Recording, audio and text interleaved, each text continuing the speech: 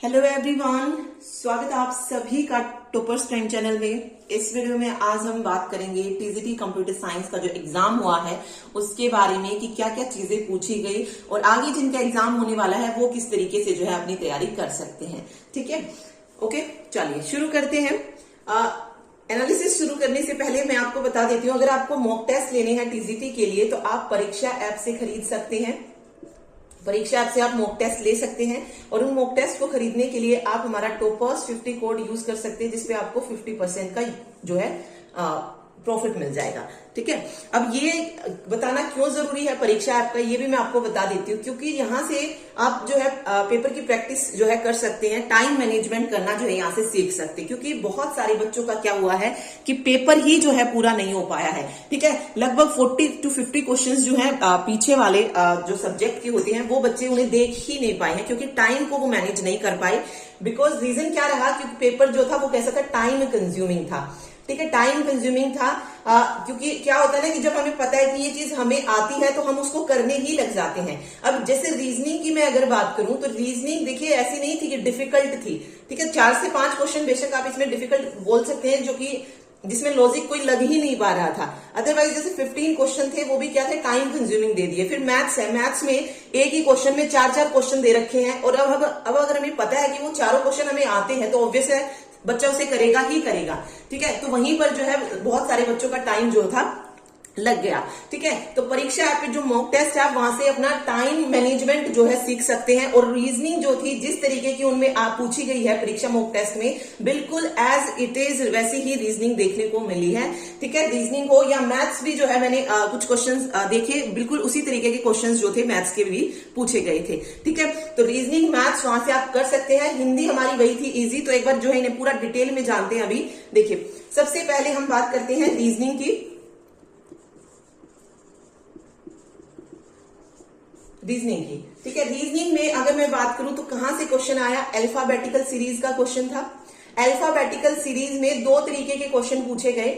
एक तो वही इस तरीके से क्वेश्चन मार्क वाला कि नेक्स्ट वाला क्या आएगा, और दूसरा एक सीरीज दी गई जिसमें पूछा गया कि इस सीरीज में रोंग क्या है। देखिए, रोंग वाले जो क्वेश्चन थे वो तो बहुत इजीली जो थे हम फाइंड आउट कर पा रहे थे, लेकिन जिसमें क्वेश्चन मार्क वाला जो क्वेश्चन था उसको नहीं ढूंढ पा रहे थे, क्योंकि पता नहीं लॉजिक उन्होंने क्या यूज किया था उसमें। ठीक है, तो रीजनिंग ऐसी थी जिसमें आप 15 क्वेश्चन बहुत इजीली कर सकते थे, लेकिन 4 से 5 क्वेश्चन ऐसे थे जिसमें लॉजिक नहीं लग पा रहा था। ठीक है, या 3-4 क्वेश्चन आप बोल सकते हैं इस तरीके के थे। ठीक है, बाकी इसमें देखिए क्या पूछा गया, मिरर इमेज का क्वेश्चन आया था और सीटिंग अरेंजमेंट आई थी। अब सीटिंग अरेंजमेंट भी जो थी बहुत ही वैसी दे रखी थी जैसे बैंकिंग वगैरह में देते हैं। बैंकिंग में क्या करते हैं, वहां से फिर भी 2-3 क्वेश्चन देखने को मिल जाते हैं एक सीटिंग अरेंजमेंट से, लेकिन यहाँ पे क्या कर दिया, सीटिंग अरेंजमेंट का क्वेश्चन तो वैसा ही दे दिया, लेकिन उसमें सिर्फ एक ही जो है क्वेश्चन हमसे पूछा गया, तो ऑब्वियस टाइम तो लगना ही था। ओके, दूसरी चीज इसमें देखिए, और जो पूछी गई थी नंबर सीरीज भी थी, एक ही थी नंबर सीरीज, इजी थी, वो इजीली हम उसको निकाल सकते थे, ऐसा कुछ नहीं था। बाकी काउंटिंग फिगर्स नहीं था, काउंटिंग फिगर्स नहीं था, और सिलोइज्म था, सिलोइज्म के ही 2 से 3 क्वेश्चन थे। तो एक बार आप परीक्षा के मॉक टेस्ट देकर देखिए, वहां पर आप जब सिलोइज्म के क्वेश्चन करेंगे ना, बार बार 15 मॉक टेस्ट हैं, 15 मॉक टेस्ट में आपको सिलोइज्म ऐसा हो जाएगा कि आप भूल ही नहीं पाएंगे। ठीक है, सिलोइज्म के बहुत ही इजी क्वेश्चन सिलोइज्म के देखने को मिले थे। ठीक है, निष्कर्ष वाला सेकंड शिफ्ट में कोई क्वेश्चन नहीं था, जो वो आता है ना कथन वाला, वैसा क्वेश्चन नहीं देखने को मिला था। ठीक है, तो मैं अब ये कहूंगी कि रीजनिंग जो थी सिर्फ आप वहां से प्रैक्टिस कीजिए, आपकी रीजनिंग सिर्फ प्रैक्टिस मांगती है और कुछ भी नहीं है रीजनिंग में। ठीक है, और जितना स्पीडली आप कर सकते हैं उतना कीजिए, जो नहीं आता है उसको छोड़ दीजिए। ठीक, ओके, तो 15 से 16 क्वेश्चन जो आप रीजनिंग में इजीली कर सकते हैं। ठीक, तो आप ये बोल सकते हैं कि रीजनिंग जो थी वो कैसी थी, टाइम कंज्यूमिंग थी, बट आप उसको डिफिकल्ट नहीं बोल सकते हैं, सिर्फ टाइम कंज्यूमिंग आप बोल सकते हैं। रीजनिंग आप अगर आपके पास टाइम है तो आप कंप्लीटली रीजनिंग कर सकते हैं। ठीक है, ऐसी नहीं थी रीजनिंग। तो रीजनिंग में 2 से 3 क्वेश्चन थे जिसमें थोड़ा सा लॉजिक की प्रॉब्लम हो जाती है। ठीक है, दूसरा हम बात करेंगे अभी हिंदी और इंग्लिश की। हिंदी और इंग्लिश बिल्कुल वैसी ही थी जैसे आपकी पीजीटी, जिसे आपको पीजीटी में देखने को मिली थी। ओके, वही पैसेज आ गया दोनों में 5 मार्क्स का। ठीक है, पैसेज आ गया। इसके अलावा जैसे विराम चिन्ह मैंने आपको बोला था, ये इसमें भी पूछा जा रहा है हिंदी में भी। ठीक है, वहां पर जैसे वो सेंटेंस नहीं आते अरेंज करनी, सेंटेंस को अरेंज करना, जम्बल्ड सेंटेंस जो होते हैं, तो 2 क्वेश्चन वहां से जो है पूछे जा रहे हैं इंग्लिश में। ठीक है, यहां से फिर वही अपना उपसर्ग प्रत्यय हो जाएंगे। संधि, संधि पूछा गया था, संधि विच्छेद, आई थिंक निराहार था, निराहार को अलग करके बताना था कि क्या जो है बनेगा। ठीक है, कुछ ऐसी ही थी। ओके, तो हिंदी आप जैसे पीजीटी में आपको देखने को मिली थी वैसे ही थी, हिंदी और इंग्लिश इजी थे, ऐसा कुछ नहीं था। तो वही आप हिंदी में आप 19 भी या 18-19 इजीली कर सकते हैं, और इंग्लिश में भी वही, अगर जिसको आती है, देखिए जिसको आती है वो भी 18 से 19 कर सकता है, बट जिसके लिए डिफिकल्ट है वो भी यहाँ से 14 से 15 या 12 से 13 क्वेश्चन वो भी जो है इंग्लिश के निकाल सकता है। ठीक है, क्योंकि 5 तो पैसेज की थे और पैसेज भी इजी ही जो है पूछा जा रहा है। ओके, तो हिंदी इंग्लिश इजी थी, कुछ ऐसा नहीं था। ओके, तो हिंदी इंग्लिश आप प्रीवियस पेपर को भी देख सकते हैं, तो आपको आइडिया मिल जाएगा कि कैसे हिंदी इंग्लिश पूछी गई थी। ठीक है, देखिए जीके की अगर मैं बात करूं, जिस तरीके से इन्होंने जीके का पीजीटी में रखा कि करंट अफेयर ज्यादा थी, इस बार क्या किया, करंट अफेयर को बिल्कुल कट कर दिया। सेकंड शिफ्ट में तो करंट का एक भी क्वेश्चन जो था करंट का नहीं पूछा गया था, सिर्फ एक क्वेश्चन जो देखने को मिला वो था 2016 का रियो ओलंपिक। ठीक है, वहां से क्वेश्चन जो था पूछा गया था। अब 2016 का पूछने की जरूरत क्या थी 2020 के पेपर में। ओके, तो अभी लेटेस्ट का कुछ भी नहीं पूछा गया था, और फर्स्ट शिफ्ट का जो पेपर था उसमें भी जो रिव्यू मिला उसके अकॉर्डिंग भी यही था कि करंट का कुछ ज्यादा नहीं पूछा गया। जो मेनली पूछी गई वो पूछी गई स्टैटिक जीके, स्टैटिक जीके जो थी पूछी गई थी। अब स्टैटिक जीके में जैसे उत्सव पूछा गया, उत्सव पूछे गए कि कौन सी राज्य में कौन सा उत्सव जो है मनाया जाता है, और वही सेंटेंस वाले उन्होंने क्वेश्चन नहीं दिए जिसमें आपको बताना है कि कौन सा ट्रू है, फर्स्ट ट्रू है, सेकंड ट्रू है, या दोनों ट्रू है। ओके, वही कह सकते हैं आपके 20 क्वेश्चन आने होते हैं, लेकिन ये कितने दे देते हैं, 40 क्वेश्चन जो है उसमें बना देते हैं जीके के। ओके, तो इस तरीके का जो था पेपर देखने को मिला था। और स्टैटिक जीके वही फिर एक जैसे संशोधन का क्वेश्चन आया था। ठीक है, एक वो आया था फर्स्ट शिफ्ट में, कपास के बारे में पूछा था कि जो हड़प्पा सभ्यता थी उसमें कपास कहां पर सबसे ज्यादा होता था, लोथल में होता था आई थिंक। ओके, तो ऐसा ही जो था देखने को मिला था। ठीक है, तो करंट जिन्होंने पढ़ा है, मैं ये नहीं कहूंगी कि नेक्स्ट शिफ्ट में करंट नहीं पूछा जाएगा, क्योंकि जो फर्स्ट शिफ्ट के बच्चे थे उन्होंने यही कहा कि जेके जो थी बहुत डिफिकल्ट थी, पता नहीं क्या पूछा गया था। लेकिन सेकंड शिफ्ट में जो थे जीके के थोड़े बहुत क्वेश्चन सही थे, थोड़े डिफिकल्ट थे, अदरवाइज सेकंड शिफ्ट में जीके सही थी। तो ये कुछ भी पूछ सकते हैं, पैटर्न कोई सेम नहीं आ रहा है, ये चीज आप याद रखिए। रीजनिंग में आप बोल सकते हैं सेम है, हिंदी में आप बोल सकते हैं सेम। स्टैटिक उसमें सॉरी जीके में क्या किया जा रहा है, फर्स्ट में जैसे बहुत ज्यादा डिफिकल्ट दी गई थी जीके, सेकंड में क्या कर दिया गया, थोड़ी सी नॉर्मल थी। ठीक है, मतलब वही बात है, जिसको पढ़ी होगी उसको नॉर्मल लगेगी और जिसने नहीं पढ़ी है उसको डिफिकल्ट ही लगेगी। बाकी मैंने जो सेकंड पेपर दिया है उसमें जीके नॉर्मल थी, फर्स्ट का मुझे नहीं पता है कि फर्स्ट में एक्चुअल में क्या पूछा गया था, बट बच्चों का यही कहना था कि डिफिकल्ट थी, पता नहीं क्या पूछा गया था जीके में। ओके, बट मेरे अकॉर्डिंग जो मैंने पेपर दिया है उसके अकॉर्डिंग जीके सही थी। ओके, ऐसा कुछ नहीं था, अगर आपने पढ़ी होगी जीके तो आप इजीली कर सकते हैं उसको। ठीक है, कुछ ऐसा बिना पढ़ा हुआ नहीं था कि कुछ भी पूछ लिया गया हो, क्योंकि पहले ही मैंने आपको बताया था स्टैटिक जीके पूछी जाएगी, संशोधन पूछे जाएंगे, और वही पूछा जा रहा था। एक नॉर्मल सा क्वेश्चन जो पूछा गया था 500 के नोट के पीछे क्या होता है, ये क्वेश्चन पूछा गया था। इसमें ऐसा कुछ डिफिकल्ट वाला तो था नहीं। ओके, तो ये चीजें जो थी वहां पे देखने को मिली थी। ओके, चलिए फिर बात आती है, रीजनिंग हो गया, मैथ्स क्या दिया। मैथ्स की अगर हम बात करें तो मैथ किस तरीके का रहा, देखिए मैथ में होंगी सिर्फ टाइम कंज्यूमिंग, आप बोल सकते हैं।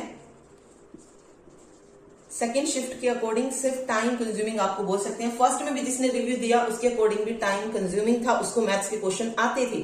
ठीक है, तो मैथ्स के क्वेश्चन आपको आते होंगे, जस्ट वो टाइम कंज्यूमिंग होंगे। अब यहाँ पे बार जो डीआई होती है वो 2 नंबर की आई थी, 2 मार्क्स की डीआई पूछी गई थी, लेकिन इस 2 मार्क्स की डीआई में क्वेश्चन पूछे गए 6 से 7। ठीक है, फर्स्ट जो डीआई थी उसमें एक ही साथ 4 क्वेश्चन जो थे दिए गए थे, उसमें आपसे ये भी पूछ लिया गया कि कितने प्रतिशत अधिक है, उसमें आपसे औसत भी पूछ लिया गया, यानी कि एक ही क्वेश्चन में 4 क्वेश्चन इन्होंने फिट कर दिए थे, तो इसीलिए टाइम कंज्यूमिंग थी। इसीलिए मैं आपको कहूंगी अगर आपको डीआई में कुछ इस तरीके का दिया है, 4-4 क्वेश्चन दिए हैं, उसको आप बेटर है छोड़ दें। ठीक है, और अगर आपका मैथ में कुछ ही नहीं हुआ है, सिर्फ डीआई आता है, तो आप सिर्फ डीआई भी कर सकते हैं, ये भी आप कर सकते हैं। लेकिन मैथ जो था ओवरऑल इजी था, बट टाइम कंज्यूमिंग आप उसको बोल सकते हैं। अगर आपके पास टाइम होता है मैथ का, अगर अब हम उस पेपर को घर पे बैठ के करने लगे तो ऑब्वियसली मैथ के सारे क्वेश्चन जो आप सोल्व कर सकते हैं। ठीक है, लेकिन वहां पर वो क्या हो जाता है, टाइम कंज्यूमिंग होता है, हमें टाइम को मैनेज करना होता है।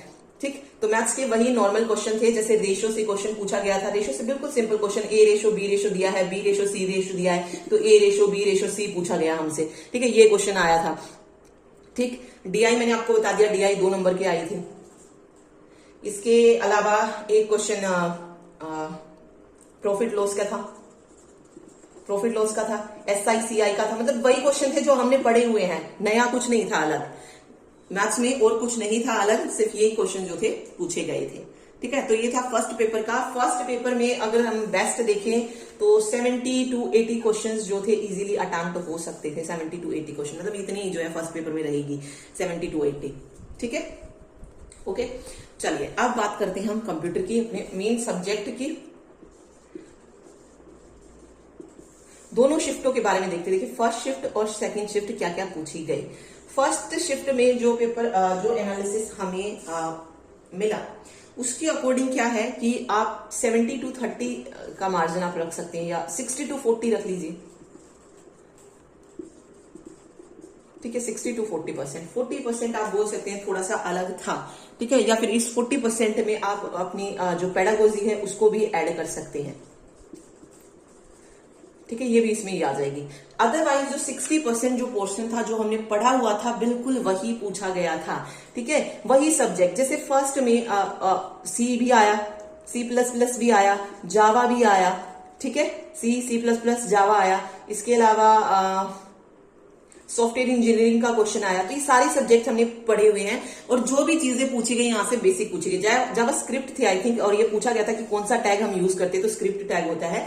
ओके, तो बिल्कुल बेसिक चीजें जो थी ये इन सब्जेक्ट से पूछी गई थी। ओके, सेकंड शिफ्ट में भी अगर मैं देखूं तो ऑपरेटिंग सिस्टम आया, डिजिटल इलेक्ट्रॉनिक आया। डिजिटल इलेक्ट्रॉनिक में क्या पूछा गया था? कुछ नहीं पूछा गया, सिर्फ एक टेबल दे दी और पूछा गया कि ये किसकी टेबल है, सिर्फ इतनी चीज उसमें पूछी गई थी। एक एक्सोर से रिलेटेड क्वेश्चन था। ओके, तो लॉजिक गेट से रिलेटेड क्वेश्चन था। देखिए वन बाय वन मैं एक बता देती हूँ आपको। जैसे हमने डिजिटल इलेक्ट्रॉनिक की हम बात कर रहे हैं, डिजिटल इलेक्ट्रॉनिक में के मैप पूछा गया।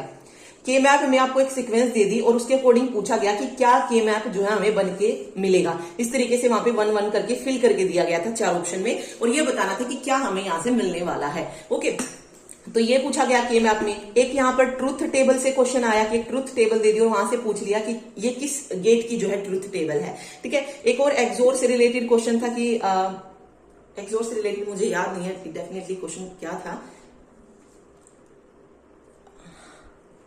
हाँ, बस एक्सोर से रिलेटेड कुछ था कि बी से जब हम इसको जोड़ते हैं तो हमें क्या आउटपुट जो है मिलने वाली है।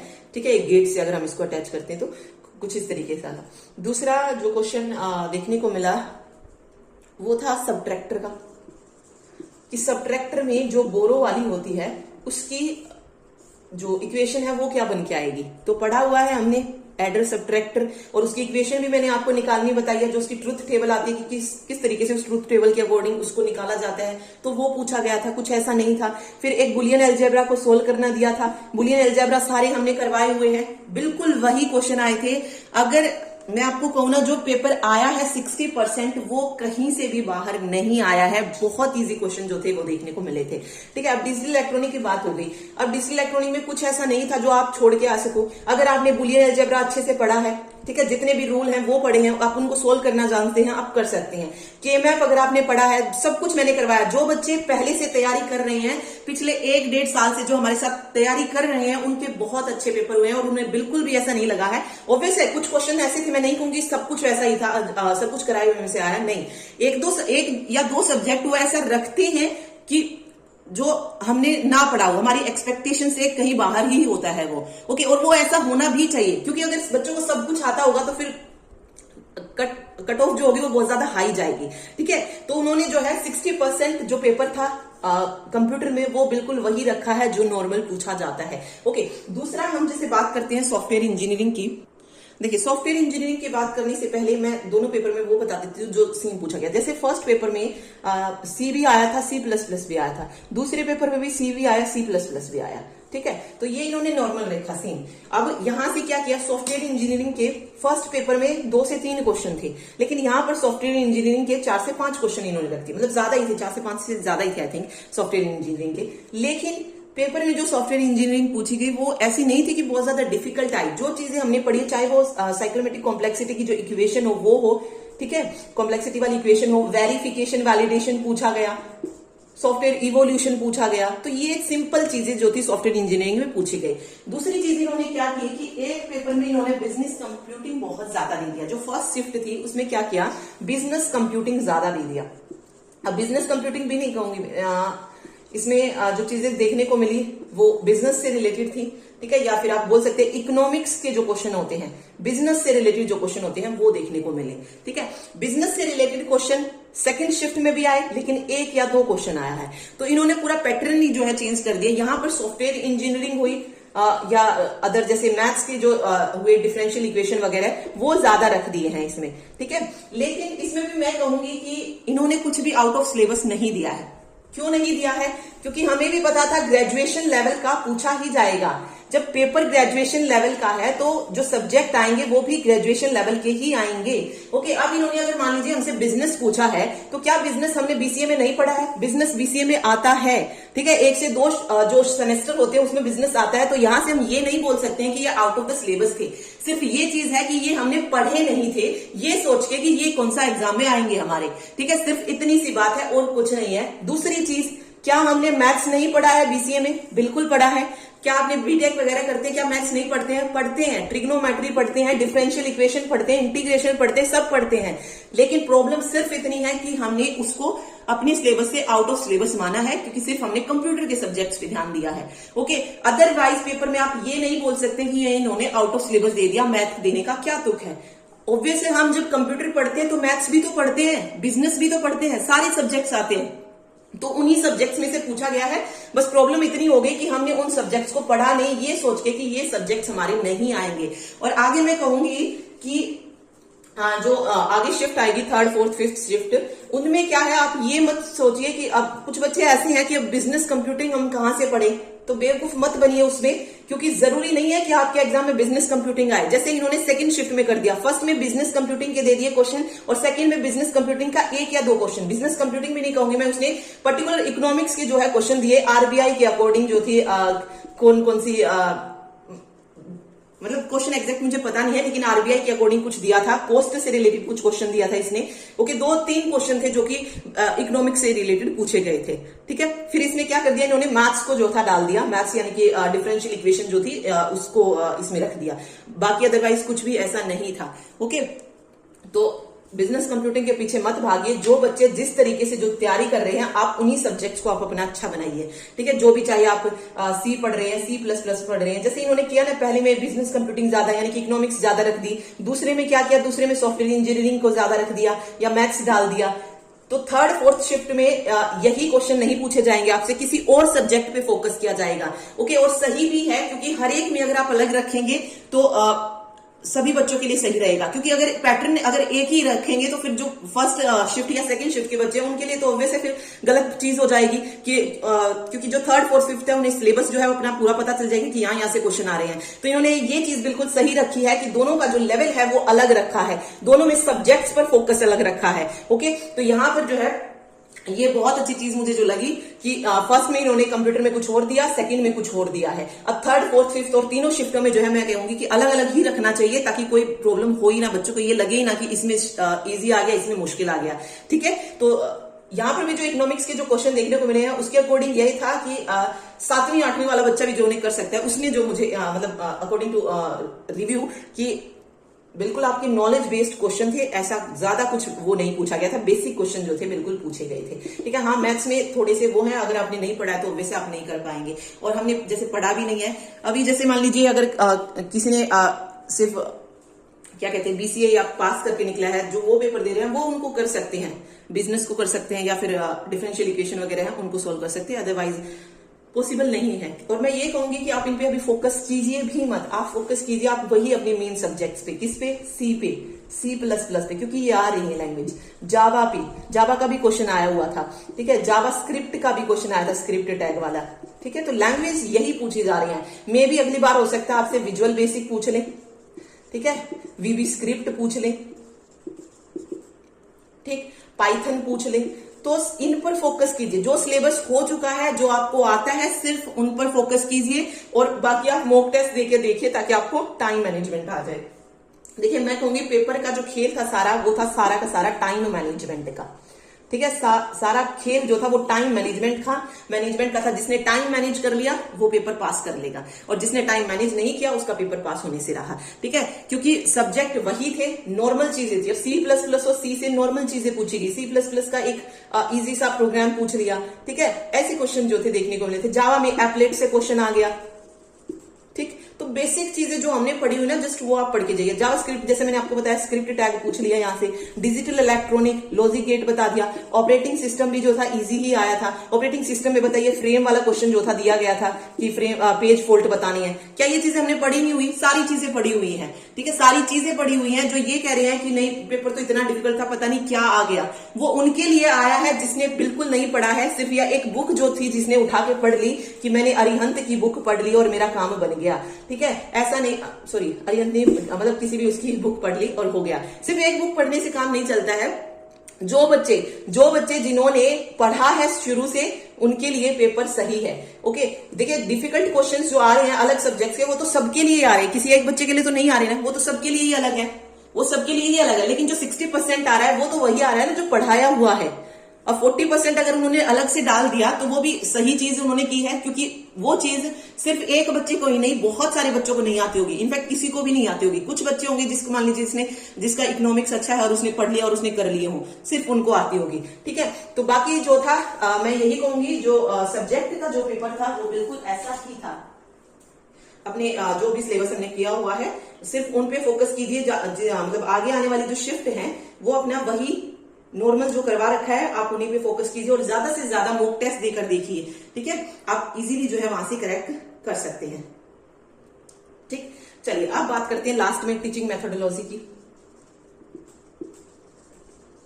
टीचिंग मेथोडोलॉजी देखिए, यहां से जो लास्ट वाला क्वेश्चन होता है उसमें 20 क्वेश्चन आते हैं। 20 क्वेश्चन में से 10 क्वेश्चन तो आपको कंप्यूटर के ही मिलेंगे। 10 क्वेश्चन आपको कंप्यूटर के ही मिलेंगे। 10 क्वेश्चन ऐसे होंगे जो कि कंप्यूटर टीचिंग मेथोडोलॉजी से रिलेटेड होंगे। अब इन 10 क्वेश्चंस में भी मुश्किल से जो बिल्कुल एग्जैक्ट जो टर्म पूछी जाएंगी पेडागोजी की, वो 2 या 3 क्वेश्चन में पूछी जाएंगे। अदरवाइज जो क्वेश्चन आएगा वो क्या आएगा, सिर्फ आपकी नॉलेज के ऊपर आएगा, क्योंकि एक टीचर के अकॉर्डिंग आप किस तरीके से बच्चों को मैनेज करते हैं वो चीजें आपसे पूछी जाएगी। जैसे क्वेश्चन पूछा गया था कि जो एक टीचर सेंटर्ड क्लास होती है उसमें क्या चीजें होती हैं। ठीक है, एक टीचर सेंटर्ड क्लास हो और एक बच्चे के अकॉर्डिंग क्लास हो, तो दोनों में अलग अलग चीजें होती हैं। बच्चे के अकॉर्डिंग जो क्लास होगी उसमें हम बच्चों के अकॉर्डिंग पढ़ाएंगे। टीचर के अकॉर्डिंग टीचर अपने अकॉर्डिंग पढ़ाएगा, उसमें वो बच्चों का वो नहीं दिखाएगा कि बच्चों को किस तरीके से उसमें लगाना है। ठीक है, तो इसीलिए आजकल जो क्लासेस दी जाती है वो कैसे दी जाती है, बच्चों को ध्यान में रखकर जो है बोला जाता है कि जो क्लास होनी चाहिए वो बच्चों को ध्यान में रखकर दी जानी चाहिए, क्योंकि पढ़ना उन्हें है। तो टीचर सेंटर्ड क्लास जो है अब नहीं होती है, बट उसमें पूछा गया था कि टीचर सेंटर्ड क्लास में होता क्या है। सिर्फ ये कुछ चीज जो थी आप पूछी थी, और जैसे ही ऑप्शन पढ़ेंगे आप बता सकते हैं कि टीचर सेंटर्ड क्लास में क्या होता है। दूसरा क्वेश्चन, जैसे कोई ड्रामा है, ड्रामा नाटक, ठीक है, उसके अकॉर्डिंग क्या क्या चीजें होनी चाहिए, आनंद होना चाहिए नाटक में, आजादी होनी चाहिए। ठीक है, तो ये पूछा गया था। तो ऐसा ही क्वेश्चन जो थे आपको देखने को मिलेगा। ठीक है, टर्म से रिलेटेड, मेनली टर्म से रिलेटेड कोई नहीं था। आप इजीली, अगर आपको आप टीचर बन रहे हैं, आपको नॉलेज है, थोड़ी बहुत सेंस है, तो आप इजीली इनको कर सकते हैं। और मैं ये कहूंगी कि टीचिंग मेथोडोलॉजी के पीछे मत भागिए कि यहां से पढ़ रहे हैं वहां से पढ़ रहे हैं, वहां से कुछ नहीं आने वाला। सिंपल सी बात है, वहां से कुछ नहीं आने वाला है। सिर्फ आपकी जो नॉलेज है, आपकी जो सेंस है वो काम आएगी। क्वेश्चन को आपको अच्छे से पढ़ना है कि एक्चुअल में बात क्या की गई है। हिंदी में नहीं समझ नहीं आ रहा है, इंग्लिश में कर लीजिए, इंग्लिश में आपको समझ नहीं आ रहा है, हिंदी में कर लीजिए। ठीक है, दूसरी चीज कि अगर हम हिंदी चूज करते हैं डिफॉल्ट लैंग्वेज शुरू में, तो क्या हमारा कंप्यूटर इंग्लिश में आएगा? जी नहीं, बिल्कुल नहीं आएगा। अगर आप हिंदी चूज करेंगे तो कंप्यूटर पूरा का पूरा हिंदी में आएगा। और मैं कहूंगी कि आपको कंप्यूटर मेन अपना इंग्लिश में रखना है, तो फर्स्ट डिफॉल्ट लैंग्वेज आप इंग्लिश चूज कीजिएगा। फिर अगर आपको फर्स्ट पेपर में किसी में अगर इंग्लिश में समझ नहीं आ रहा है तो क्वेश्चन के ऊपर दिया होता है लैंग्वेज चेंज करने का, वहां जाके आप चेंज कर सकते हैं। और कंप्यूटर के लिए मैं यही कहूंगी कि कोई भी बच्चा हिंदी लैंग्वेज मत सिलेक्ट करके बैठ जाना, अदरवाइज आपको 100 के 100 क्वेश्चन कंप्यूटर के बार बार चेंज करने पड़ेंगे, जो कि आपका बहुत सारा टाइम जो है खराब कर देंगे। ठीक है, तो कंप्यूटर भी हिंदी में आएगा अगर आप हिंदी चूज करेंगे। तो इनके लिए सजेशन सिर्फ इतना है टीजीटी कंप्यूटर वालों के लिए कि इंग्लिश लैंग्वेज ही आपको सिलेक्ट करनी है। इंग्लिश लैंग्वेज में देखिए, फिर आपको इंग्लिश में आपको कोई दिक्कत नहीं आएगी, 20 नंबर ये निकल गए। हिंदी में आपको हिंदी में मिलेंगे 20 नंबर ये हो गए, तो इन 40 में तो आपको चेंज करने की जरूरत ही नहीं पड़ेगी। रीजनिंग में भी सिर्फ कुछ एक क्वेश्चन ऐसे होंगे जिसमें आपको देखना पड़ेगा बदल के, मतलब जिसको इंग्लिश नहीं आती है हिंदी में जो करना चाहते हैं, कुछ क्वेश्चंस को आपको चेंज करके देखना पड़ेगा, ठीक है। मैथ्स में आपको कुछ को चेंज करके देखना पड़ेगा, ओके। तो बहुत कम क्वेश्चंस को आपको यहाँ पे चेंज करके देखना पड़ेगा अगर आप इंग्लिश सिलेक्ट करते हैं। लेकिन अगर आप हिंदी लैंग्वेज चूज कर लेते हैं तो 100 के 100 क्वेश्चन आप कंप्यूटर के मान के देखिए, आपको 100 के 100 क्वेश्चन को बार बार चेंज करके देखना पड़ेगा, क्योंकि कंप्यूटर हिंदी में कुछ समझ नहीं आता है। जो ये भी बोलते हैं ना कि कंप्यूटर हिंदी में कराओ, उनको भी समझ नहीं आएगा कंप्यूटर हिंदी में बोला क्या गया है, ठीक है। क्योंकि उनकी एक्चुअल जो चीज होती है ना कि कंप्यूटर को हिंदी में क्या बोलते हैं, जैसे कंप्यूटर को संगणक बोला जाता है और भी बहुत सारी चीजें हैं, ठीक है। उनको जो है एज इट इज वैसा हिंदी में वो करके लिखा गया है, ठीक है। तो इसीलिए कंप्यूटर हिंदी में समझ नहीं आएगा, तो इंग्लिश ही जो है लैंग्वेज डिफॉल्ट चूज करनी है आपको, ठीक। तो दूसरा, अब फोकस किस पे करें, तो फोकस आप अपने सब्जेक्ट पे कीजिए। सी को पढ़िए, C++ पढ़िए, ऑपरेटिंग सिस्टम पढ़िए, DBMS पढ़िए। DBMS से देखिए कोई क्वेश्चन नहीं था, 1 या 2 होगा तो बेशक से, अदरवाइज जो थे क्वेश्चंस जो थे ज्यादातर वही है ना, एक सब्जेक्ट पे ज्यादा फोकस रख देते हैं। मैं ये कहूंगी कि हाँ, क्वेश्चन ऐसे आने चाहिए थे कि हर एक सब्जेक्ट से कम 5 क्वेश्चन हो, जो अच्छे वाले क्वेश्चन है, सी से, C++ से, ऑपरेटिंग सिस्टम से, DBMS से। बट वैसा उन्होंने नहीं किया। बट अब क्या कर सकते हैं, उन्होंने क्या किया है, सारे सब्जेक्ट दे दिए हैं, लेकिन वही 1-1, 2-2 क्वेश्चन जो थे हर एक सब्जेक्ट से उन्होंने रख दिए हैं। तो ऑब्वियस है हमें सारे सब्जेक्ट्स की कवर करने पड़ेंगे। सिर्फ ये कह के हम काम नहीं चला सकते कि 4 से 5 अगर हम कर लेते हैं हमारा काम चल जाएगा, तो बिल्कुल नहीं चलेगा। कंप्यूटर नेटवर्क से भी जो था क्वेश्चन पूछा गया था कि किस लेयर पे क्या चीजें यूज होती हैं, तो वो सारी जो आप OSI model, TCP model, half duplex, full duplex, वो सारा आपको कवर करना पड़ेगा, ठीक है। मतलब आप ये कह सकते हैं कि अगर हम सिर्फ थोड़ा बहुत पढ़ जाएं तो क्या हमारा काम चल जाएगा, तो बिल्कुल नहीं चलेगा। क्योंकि क्या कर रहे हैं ना कि एक सब्जेक्ट से 1 या 2 क्वेश्चन दे दिया, अब उस 1 या 2 क्वेश्चन को करने के लिए हमें पूरा सब्जेक्ट कवर करना पड़ेगा। तो जिन्होंने किया है तो उनके लिए तो ये चीज सही भी हो रही है, क्योंकि उन्हें पता है।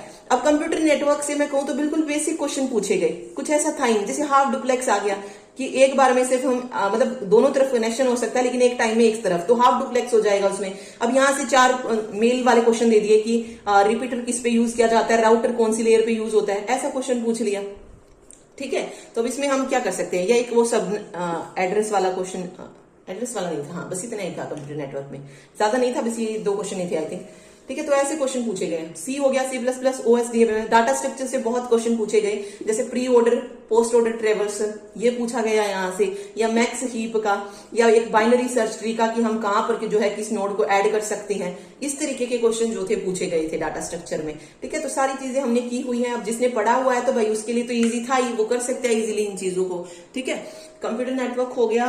उसके अलावा देखिए और क्या बचता है, जावास्क्रिप्ट भी पूछी गई। अब जैसे कुछ बच्चे बोल रहे हैं कि HTML नहीं पूछा गया, CSS नहीं पूछा गया, हो सकता है नेक्स्ट वाली शिफ्ट में आपको HTML CSS देखने को मिल जाए, ठीक है। क्योंकि ऑब्वियस है अगर हम एक ही शिफ्ट में सारे सब्जेक्ट डाल देंगे तो दूसरी शिफ्ट में क्या देंगे, ठीक है। तो ऐसा नहीं हो सकता है। तो उन्होंने यही चीज जो है बहुत अच्छी की है कि कुछ सब्जेक्ट किसी में डाले हैं, कुछ सब्जेक्ट उसमें डाले हैं, और 1-2 सब्जेक्ट जो है वो चेंज करके हर एक शिफ्ट में वो डाल रहे हैं, ठीक।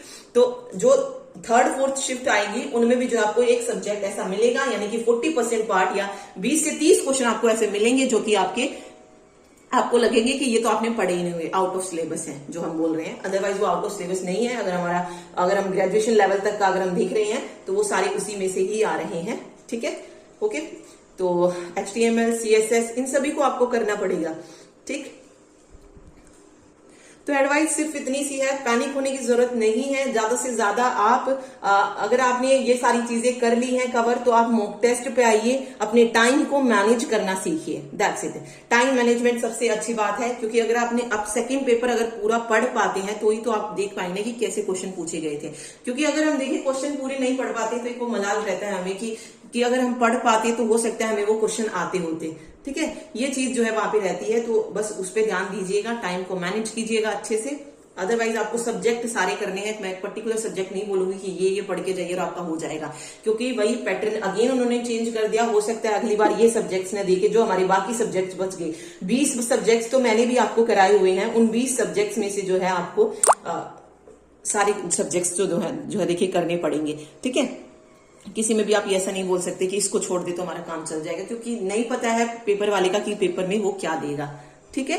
तो सारे सब्जेक्ट्स अच्छे से कीजिए और ज्यादा से ज्यादा मॉक टेस्ट दीजिए। जिन्होंने परीक्षा ऐप से नहीं लिए हैं वो भी देख सकते हैं। अब देखिए परीक्षा ऐप में जब हम पढ़ रहे थे तो वहां पर भी कंप्यूटिंग के क्वेश्चन डाले हुए हैं, बिजनेस से रिलेटेड क्वेश्चन जो थे वो मॉक टेस्ट में आए हैं, ठीक है, ओके। चलिए, थैंक यू सो मच। अपनी तैयारी अच्छे से कीजिए, थैंक यू।